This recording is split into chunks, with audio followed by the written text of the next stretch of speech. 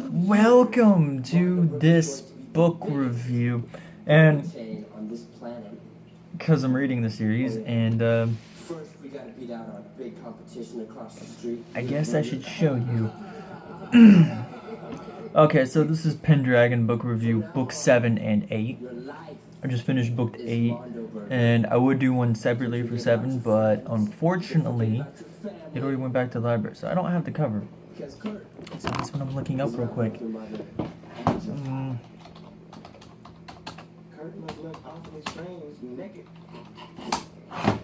So here we go. Let me just find the cover for you. Images. Here we go. Here we go. That right there. The Quillian games. Now as you can see, he's wearing red. Which is something that becomes very important within his color and all that good jazz. The necklace has come back. So, I just now realized the good burger's on. So, you know, that's always fantastic. Okay, so book 7 was a lot of drama. Heightened a lot. Not as much as in book 8. Book 8 heightened drama to an enormous amount. But what I love about book 7, the Quillian games, is that it's not like any other game, death game that's been on lately, like the Hunger Games or whatever, what have you. The Quillian games is more like a American Gladiator, win at all costs. Yeah, whether they die, they don't have to die. As long as one person wins the objective. I mean, there are some of the games that are to the death, but you know, for the most part, not all of them are. Not all of them are. Oh, Balto's so cute sleeping. Anyway, yeah, so there's that, and it's just the book is it's well paced. The twists. Oh Jesus, the twist in this book, makes you want to throw it. It makes you want to throw the book. It makes me want to throw it so hard that my window just shatters completely. It's already cracked. It's already broken, so it shatters completely. Yeah. The twist really, really makes you... It's like a punch to the gut, you know? But... you know what I always say? It happens. It sucks. But it happens, most definitely. And it was a good book. I honestly thoroughly enjoyed the concept of this book a lot more than Zada or The Rivers of Daw, book 6. Honestly, if I were to have to say my favorite my favorite area or territory, if you will, it's not any of the Earths. I don't know, Dendron was unique, it was nice. Coral, no, it's a bunch of water. I don't do well with water. Are you kidding me? What was the third one was First Earth.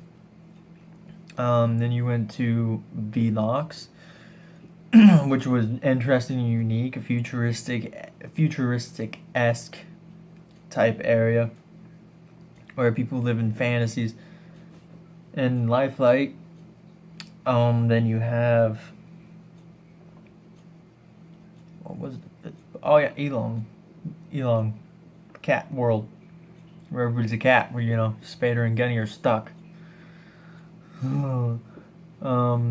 Then you had Zada, which was Lore's homeworld, and then you had the Quillian, which is a very, very plain world, and then Ibarra, which we'll get to in book 8.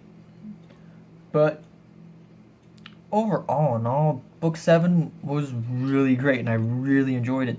Honestly, I think, as far as worlds go, I liked the concept of Quillian. I didn't like the world as much, but I liked what they had going with the concept of the whole American Gladiator themed games to the extreme. I liked how they had that whole concept going. It was unique and it was interesting. Sure as hell would not want to be a part of it in real life, but it was awesome in book. God, what is my favorite world? It just.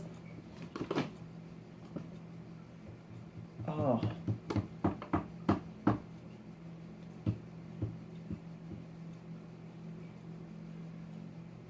I don't know. Honestly. They're all so good. And or I don't really prefer one over the other. But the Quillian games, again, it was a great book. It was just awesome.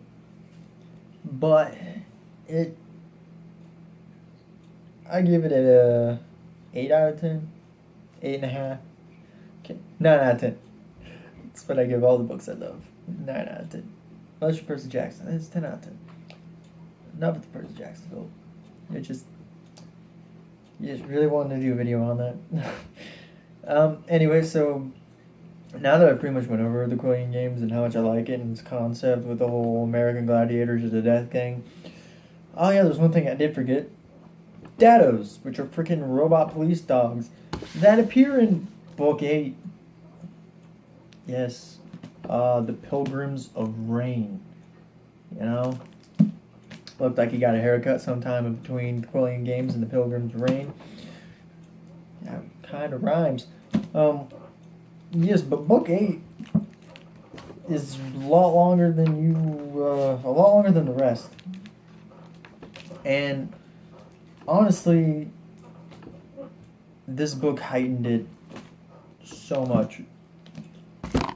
Because what happened was Ibarra turned out to be the future of Velox. You have Velox and Ibarra, kind of like how First, Second, and Third Earth are. Because they're all territories, but First Earth goes first, then Second Earth comes second, and then Third Earth comes into the future. Why there's a giant leap in between Second and Third Earth, I don't know. There's like barely a century in between First and Second, and then there's like 4 centuries in between Second and Third, and I'm just like, what the? Why?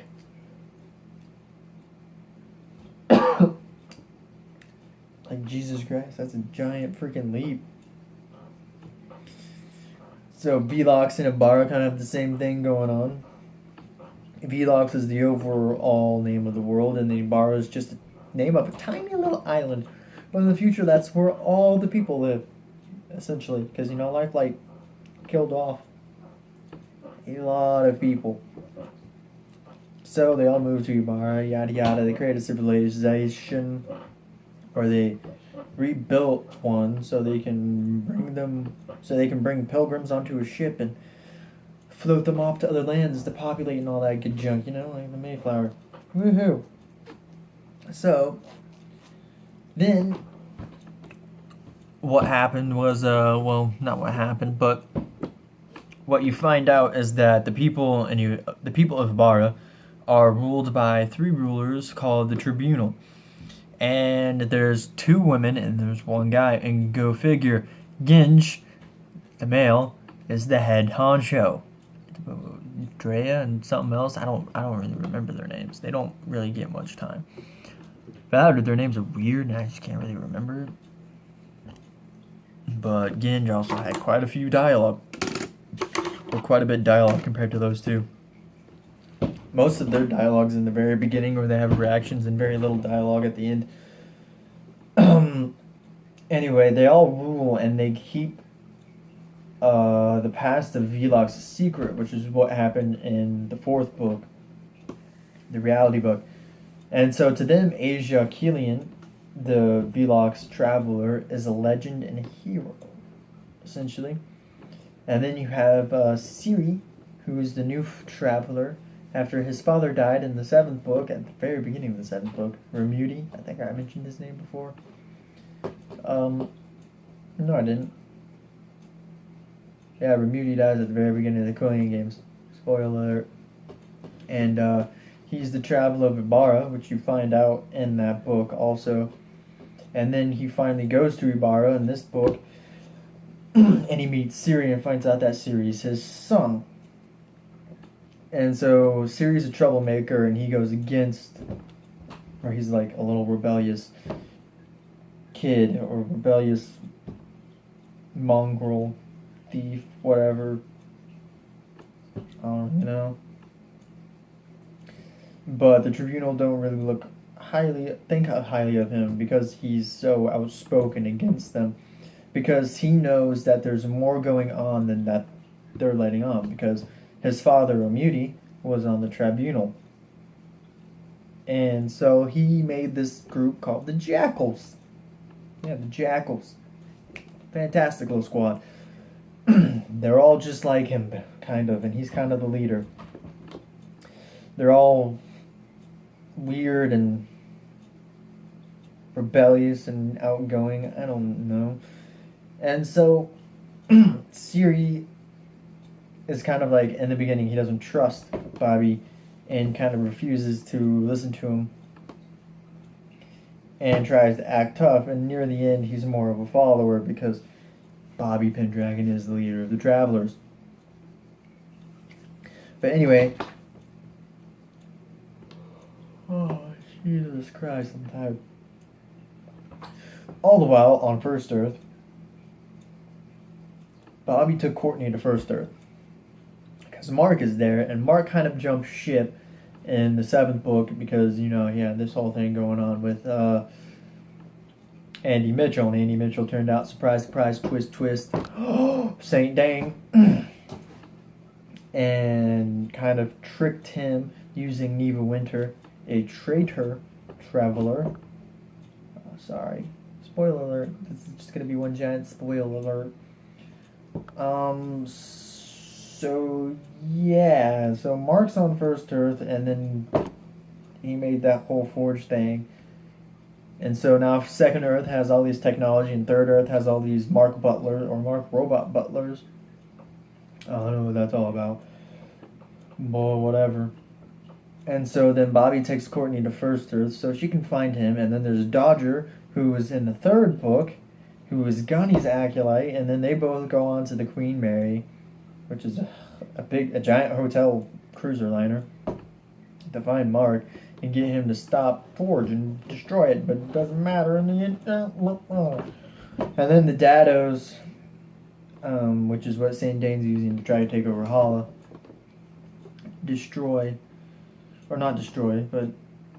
are basically a freaking giant army, and they go and attack Ibarra because, you know, Saint Dane's a dick, and it's like, hey, I took out your pilgrims with these riders, you know, people from your actual planet, but now I'm going to destroy you with robots that don't belong to your planet. Because, and then Bobby's just like, no, I'm freaking out here. Not really. He's got more of a cooler head than that. And then he runs off to a bunch of freaking different territories and brings a bunch of crap back with him. He's mixing territories, which is what they're supposed to be fighting against. But there's no way they could win if they didn't do that. So it was for the best of everything and anything there is. So that's what they did. You know, he brought back a Digo, which is that drilling machine from Zada. Tack, which is exploding putty that you can find in the earth on Dendron. And those Dado killing sticks from Quillian that pretty much destroy. I was so disappointed because I thought they weren't going to use it, and then I was like, yay, they actually did use it. But it wasn't used for much, I'll give them that. The tack was used for a lot, but the Dado killing stick was not, which I was kind of sad about, but you know what? At least it got some use. And then the book ends on a fucking giant cliffhanger. Oh wow, pardon my French. But yeah, the book ends on a giant cliffhanger.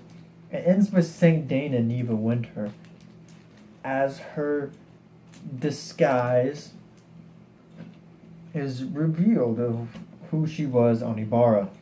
Because if you notice, there's a lack of an evil winter on Ibarra, but there's a lot of her on First Earth, and then that makes you wonder. Then what the where the hell is she during the Ibarra years? Well, that's revealed in with like 1, 2, 3, 4, 5, 6 lines up from when the thingy happened. Yeah, thingy. I'm just gonna go with that. Where was it? There was a line in here. No, wasn't that, was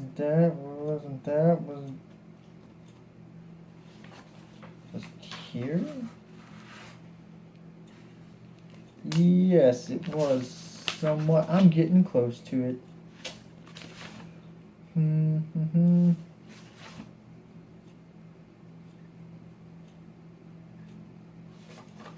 Did I already pass it?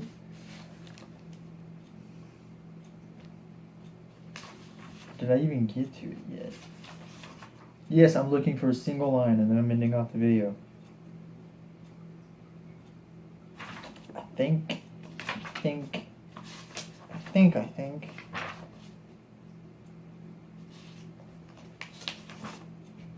I know where. I think I'm very close now.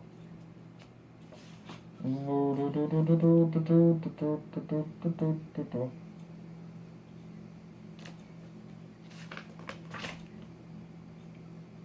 swear it has to be like here, very close.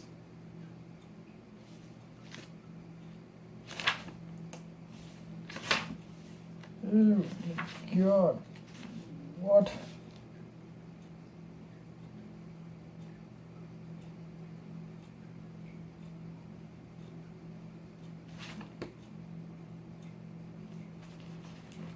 I think I know where it's at now. Don't hate me. I'll probably cut this out anyway.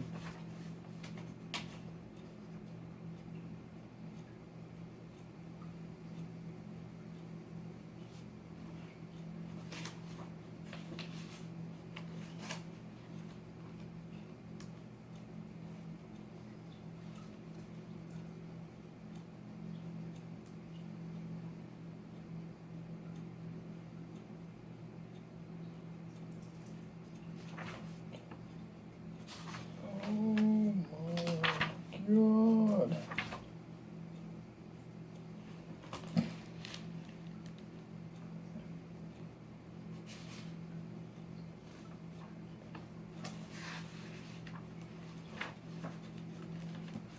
I will find it.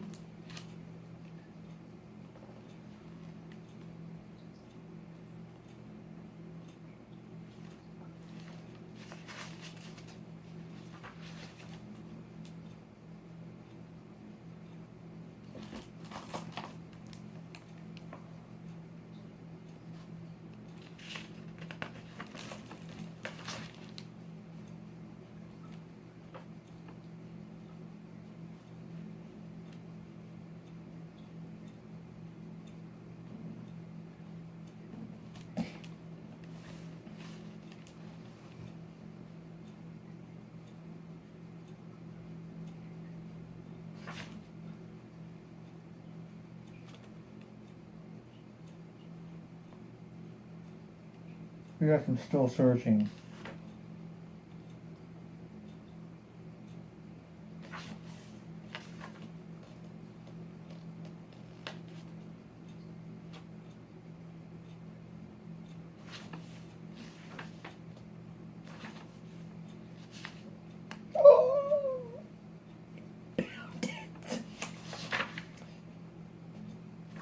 Okay. This is Bobby Pendragon's speech before the final battle on page 492. Yes, the whole battle takes place in a whopping 60-ish pages? No, it wouldn't be 60-ish. More like 40-ish. 45-ish, 50-ish. Give or take. Probably more like around the 40 mark. 40 pages. That's quite big for a battle. I don't know. But anyway, Bobby's speech after the head honcho Ginger's speech or whatever, he says, he didn't know what he was going to say either, this battle isn't our entire future. This isn't the end. It's only a moment in time. No matter what happens, there will always be a future. It's up to us to make it a better one. I believe we can do that. Never ever give up hope, because that's exactly what they want. No matter how this battle turns out, if we continue to believe there is hope for a better future, we will have won. And then he walked off the stage feeling as if he had failed. The first person he saw when he stepped down was Siri. He had tears in his eyes. "What's the matter?" I asked. "Of all the things you've told me, those are the words I will remember." I felt a hand on my shoulder. It was Telio. "Destiny brought you here for us, Pendragon," she said. "You are our future." She leaned forward, kissed me on the cheek, and hugged me close. I hugged back. For one moment, I let myself believe that everything was going to be okay. And then your whole world gets flipped up, turned upside down once you read the freaking final chapter named Phalanx, which is only like, what, 2, 3 pages? 1, 2, 3. Yeah, it's only 3 pages. But it turns the whole thing. Because Bobby thinks it's done. He thinks it's done, but this is only book 8 of 10. Okay?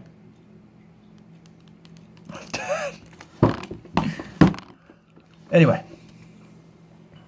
Hope you have a great day. Remember, you can be the best you can possibly be. If you liked the video, give it a like, comment if you feel that'd be super special, awesome, and subscribe. Ta-ta for now.